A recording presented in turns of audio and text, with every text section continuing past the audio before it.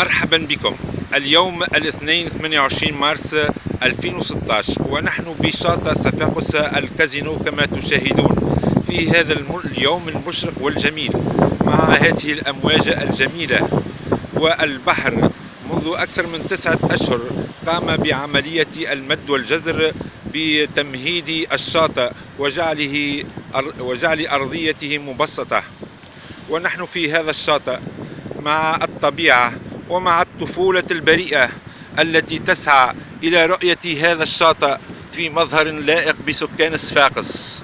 نحن نسعى يوميا لتنظيفه من مواد البلاستيك، وهو ما مكن من القضاء على الروائح الكريهة بالشاطئ. نحن ننتظر تدخل وكالة حماية وتهيئة السواحل لتقوم بتخليص هذا الشاطئ كما تشاهدون في وسط الصورة الملوثات من الفوسفوجيبس والحجارة.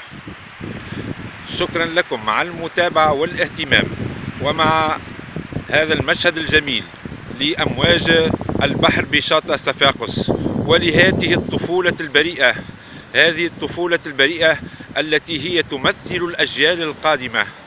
شكرا لكم مرة أخرى، ولنهدي هذا الشاطئ لأجيالنا القادمة.